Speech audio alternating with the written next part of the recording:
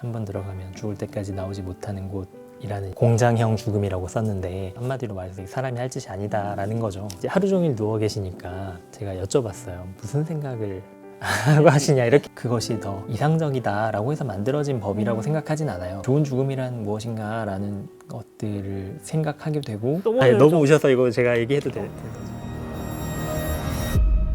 오늘도 홍주연이 반한 추적 60분의 장면들 함께 보며 이야기 나눠볼 텐데요. 정말 화제가 됐던 많은 댓글이 달렸던 회차입니다. 추적 60분 마지막 선택, 우리는 어떻게 죽는가 편을 연출하신 김민혜 PD님 모셨습니다. 안녕하세요. 안녕하세요. KBS에서 시사 프로그램과 다큐멘터리 주로 제작하고 있는 김민회 PD입니다. 네, 반갑습니다. 죽음을 생각하기에는 굉장히 젊은 나이신 것 같은데 어떻게 좀 취재를 시작하게 되셨어요? 죽음에 대해서 생각하는 것은 뭐 나이는 크게 상관은 없더라고요. 어르신들도 당면하기 전까지는 고민해보지 않은 경우들이 의외로 많았고, 구체적으로 얘기하자면 한국인들이 죽는 방식이라고 할까요? 최초 기획안에는 공장형 죽음이라고 썼는데, 지금 한국 분들이 살다가 마지막을 맞이할 때 돌아가시는 방식의 어떤 모습들이 굉장히 획일화돼 있고 보편적이고 매우 유사하거든요. 근데 이제 그것이 정말 이상적인가, 우리가 그 죽음의 형태가 좋다고 생각해서 이런 것들을 유지하고 있는 것인가, 이런 문제의식은 원래도 가지고 있었는데, 구체적으로 이제 대중매체에서 방송을 하기 위해서는 뭔가 계기가 필요하던 차에 사전 연명의료 의향서를 등록한 사람은 300만 3천여 명으로 무의미한 연명의료 대신 존엄한 죽음을 택하겠다고 서약한 사람이 300만 명을 넘어섰습니다. 뉴스를 보고 그래도 어느 정도 우리 사회에서 이제 죽음에 대해서 한 번 더 얘기할 만한 시기가 된 것 같다라는 느낌을 받아서 그때부터 시작을 하게 됐습니다. 300만 명이라고 하셨잖아요. 이게 성인의 6.8%라고 알고 있고, 또 고령층 5명 중 1명이면 20%잖아요. 그렇게 생각하면 굉장히 좀 많은 수치고 많은 분들이 관심을 갖고 있는 주제라는 생각이 듭니다. 연명의료를 피하고 싶어하는 이유,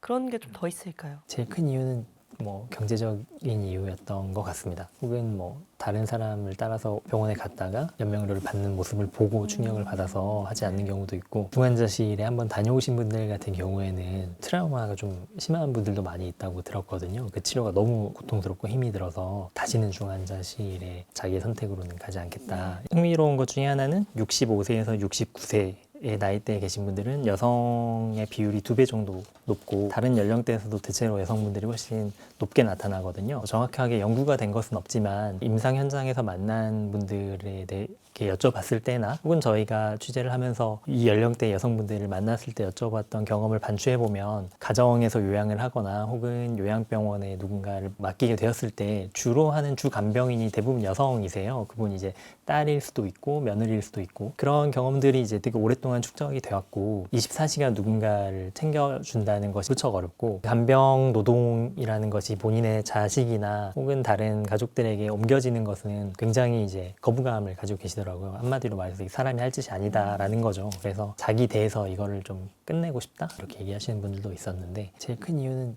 뭐 경제적인 이유였던 것 같습니다. 개인적으로 좀 인상 깊었던 사례자분이 계실까요? 뭐 다 인상 깊었는데, 네. 집에서 그냥 임종을 하시겠다고 해서 가정형 호스피스 서비스를 받고 계신 분이셨는데, 뭐랄까, 4년 전 대장암 말기 진단을 받은 양 5개월 할머니. 물 한 모금 넘기기 버거워진 상태지만 병원 입원은 한사코 거부합니다. 산소호흡기랑 뭐 이런 거 안 한다고 서명하셨어요? 응. 나 죽게 되면 그냥 죽지 그런 거 아니게. 그거 해봐도 죽을 거, 안 해봐도 죽을 거 못 견디게 할 필요가 없어. 양 할머니는 85의 나이로 은퇴하기까지 67년을 바다에서 살아온 해녀였습니다. 아이고 이제도 가고 싶어. 가면 친구들도 많고 말도 막 하고 시원해 바다에 가면. 못 가서 잡. 죽기 전에 다시 한번 동료들과 바다에 가는 것이 소원입니다. 오래오래 하는 것이 좋은 거. 여 얼굴은 바르지나 응. 가부름 쓰다. 예. 갔다 또 왕 얼굴 뵈리러 오구다. 예. 가래. 갔다 또 곧 잘 있어요. 예. 말 못 고르게 코에 깨구나. 내가 본 중엔 제일 행복한 할머니네. 친구도 있지, 아들도 있지. 집에서 진료를 받을 수 있어 가능한 일입니다. 할머니분들이 가다 오다 들려서 어머니 얼굴 보고 가고 지금 뭐 만약에 병원에 입원해 있으나 요양원에 가서 네. 있으면 이제 돌아가실 때까지 다시는 못 볼 사람들이잖아요. 심리적으로 어머니는 지금 계속 그 안 좋은 마무리 말씀을 하셔도 네. 그래도 이제 사람들 자꾸 접하니까 이제 안정이 좀 되는 게 사실입니다. 내가 살던 집에서 고통 없이 여생을 보낸다는 것. 대부분의 사람들이 바라지만 이루지 못하는 꿈이기도 합니다. 문을 열고 들어가면서 어머님 오늘은 어떠세요? 이렇게 물어보니까 아니, 눈 뜨니까 오늘도 살아있어 이렇게 얘기를 하시는 거예요. 그래서 되게 약간 충격을 네.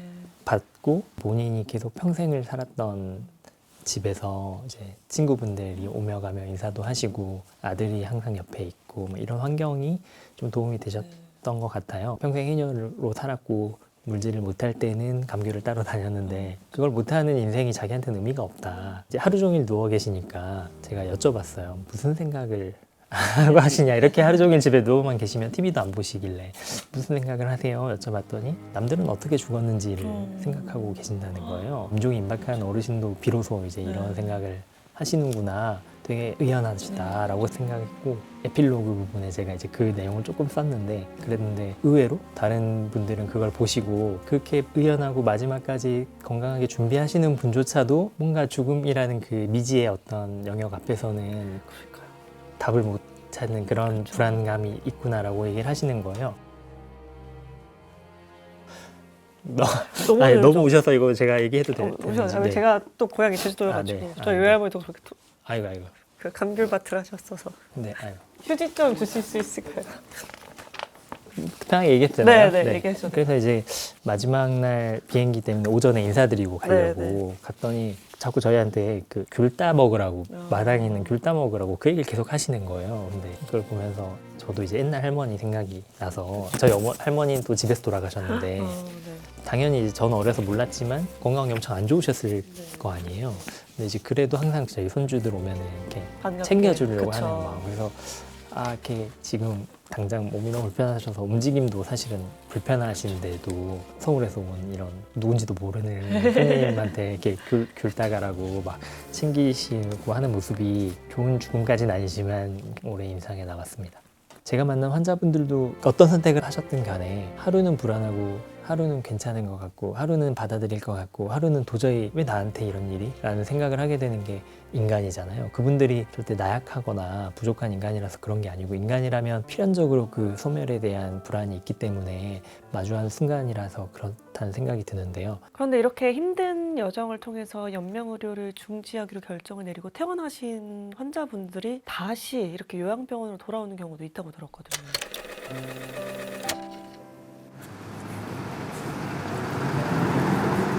이른 새벽, 76살 남은우 씨의 하루가 시작됩니다. 서울 집에서 아내가 있는 그곳까지는 꼬박 6시간이 걸리는 긴 여정. 벌써 1년 넘게 오가는 길이지만 오늘은 좀 더 특별합니다. 내일이 결혼 기념일이에요. 두 사람 50주년. 그래서 나가는 거예요. 그래서 뭐 좋아하겠죠. 말을 못하면 좋아하겠죠. 좋아할 거예요. 그의 아내는 지금 창녕의 한 요양병원에 입원해 있습니다. 네? 여보, 나 왔어. 꽃 이쁘지? 응. 우리 얼굴 한번 비빌까? 응? 그래. 비비자. 응? 4년 전 가벼운 산책길에 나섰다가 뇌출혈로 쓰러진 아내. 바로 병원으로 옮겼지만 오른쪽 몸이 마비됐습니다. 이거 봐요. 이쁘죠? 우리 집사람이 참 이뻤어요. 사진 봤죠? 건강했던 시절 부부는 함께 연명의료를 받지 않겠다고 서명했습니다. 퇴원 후 요양병원에 입원한 아내. 하지만 얼마 지나지 않아 집으로 아내를 데려와야 했습니다. 예. 오른쪽이 마비가 되기 때문에 왼손으로 다 모든 걸 다 이렇게 하거든요. 근데 병원 종사들이 보기에 좀 심하면 떨어진다고 이 손을 침대에 묶어놓는 거예요. 그러면 안 돼요. 사람 그러면 되겠어요. 내 부모, 내 마누라, 내 아들 그렇게 하는다 해놓는데 그래서 그거 전국을 찾았어요. 어딘가는 저기 정말로 환자를 사람으로 보는 병원이 있지 않겠는가. 여보, 당신 저 꽃 갖다 놨어. 응? 서너 시간의 짧은 만남을 끝으로 다시 돌아갈 시간. 여보 또 올게. 다음 주에 또 올게. 가자. 서울행 막차를 타려면 이제 병실을 나서야만 합니다. 가자.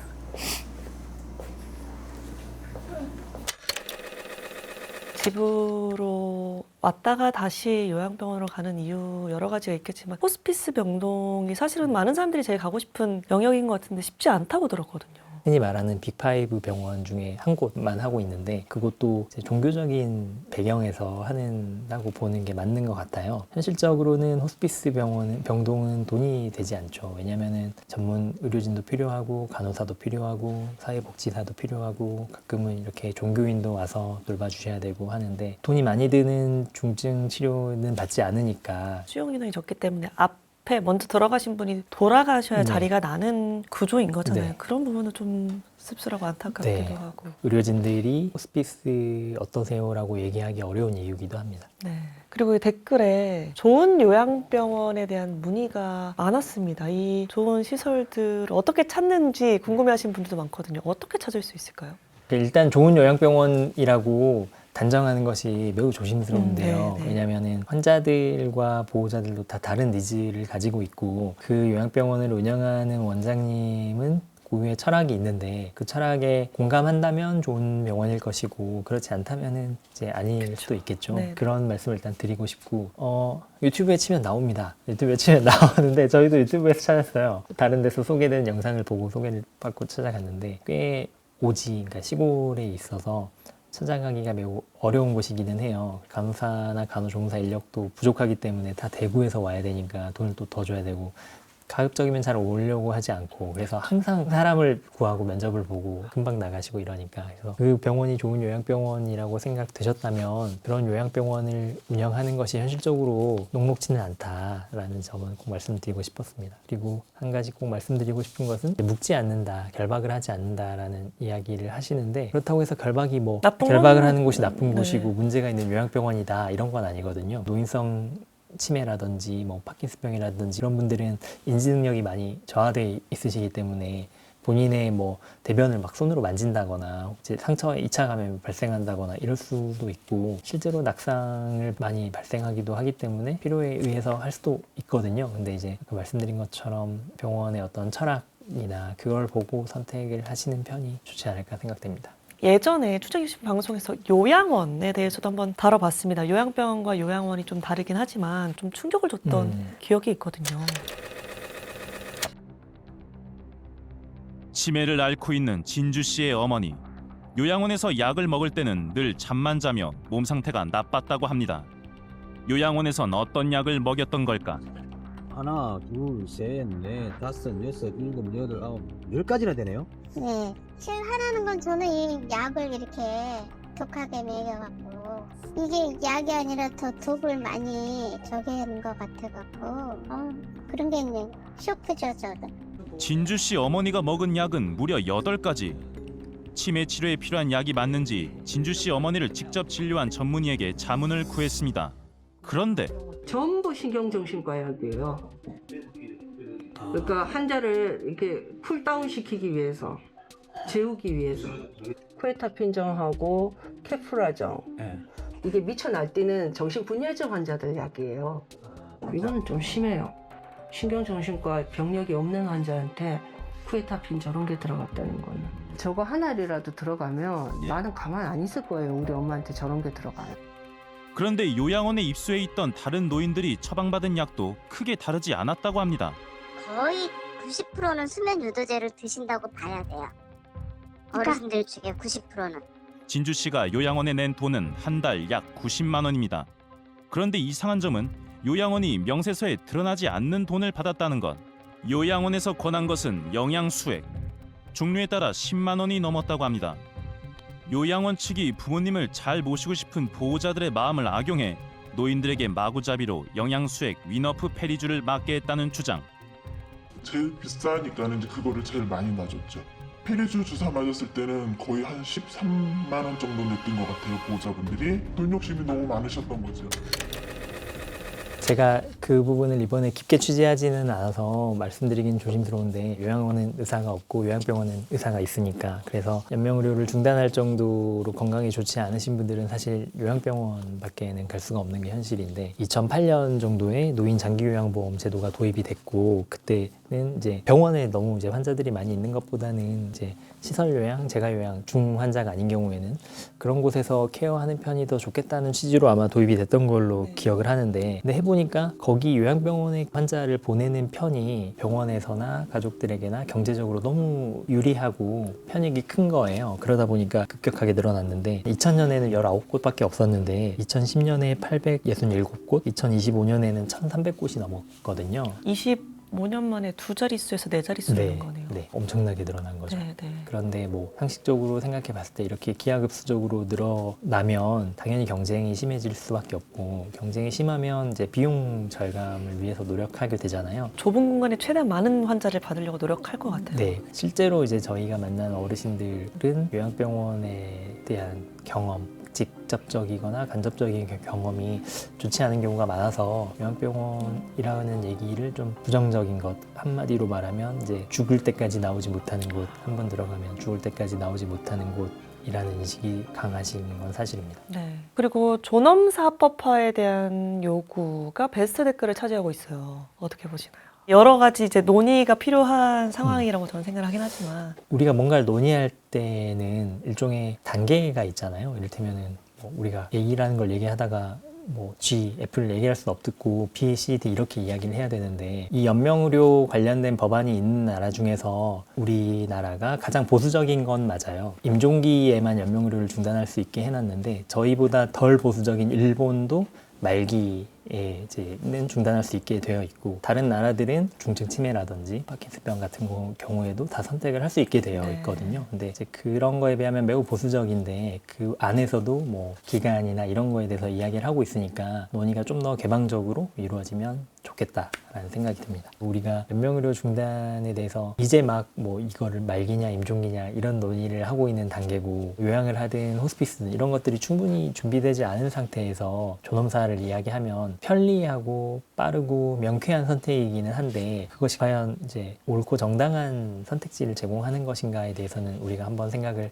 해봐야 되는 거죠. 호스피스라든지 뭐 완화의료라든지 이런 것들은 돈이 많이 들고 시간이 많이 들고 불편한 거지만 그래서 우리가 외면하고 싶은 부분이기는 하지만 외국에서 존엄사를 허락한 나라들도 오랫동안 여러 단계를 걸치면서 거기까지 이르게 된 것인데 우리가 너무 지금의 현실이 너무 어렵고 고달프니까 편리하게 그런 걸 생각하게 된 거 아닌가라는 생각을 했습니다. 네. 마지막으로 다시 제목으로 돌아와서 한번 피디님께 여쭤볼게요. 마지막 선택, 우리는 어떻게 죽는가? 취재하시면서 많은 사례도 보고 많이 좀 찾아보셨을 텐데 어떤 선택이 좀 좋은 선택이라고 할 수 있을까요? 되게 어려운 곤란한 질문이죠. 질문이네요. 네. 네, 저는 그런 생각은 하는데요. 어떤 선택을 해도 옳은 선택이죠. 그 선택이 만약에 본인이 아주 오랫동안 고민하고 고심 끝에 내린 선택이라면 그거는 당연히 존중받아야 되고 옳은 선택이라고 생각하거든요. 전 절대 이 법안이 연명의료 중단을 권유하거나 그것이 더 이상적이다라고 해서 만들어진 법이라고 생각하진 않아요. 그냥 아무런 선택지가 없었던 상황에서 이제 필요한 선택지를 제공해주는 법이었다라고 생각을 하거든요. 다만 이제 취재를 하다 보면 좋은 죽음이란 무엇인가라는 것들을 생각하게 되고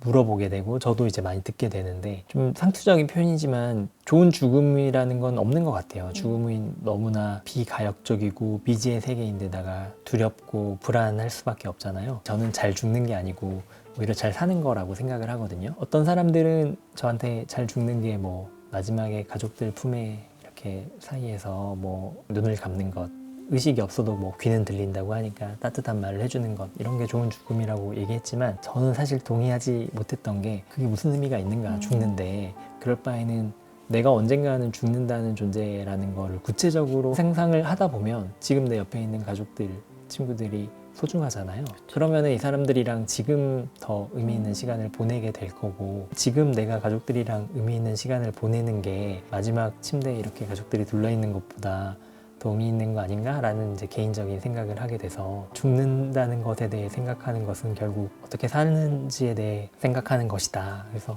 이 방송을 보신 분들도 마지막 자기 모습을 구체적으로 한번 생각해 보시면 조금 뭔가 다른 생각이 들지 않을까? 뭐 이런 생각을 했습니다. 구독자 여러분들도 오늘 보시면서 여러 가지 생각 좀 많이 하셨을 것 같아요. 좀 댓글로도 많이 남겨주시면 좀 좋겠습니다. 함께 해주신 김민희 PD님께 인사드리겠습니다. 고맙습니다.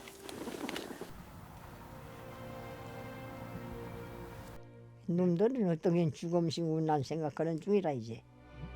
놈들은 어떤 거는 죽어점신고 생각하는 중이라. 이대로 거기 돌아가주시면 최고 복 좋은 거. 더 살 필요가 없어. 밑강이라도 먹게 타당 안 해걸.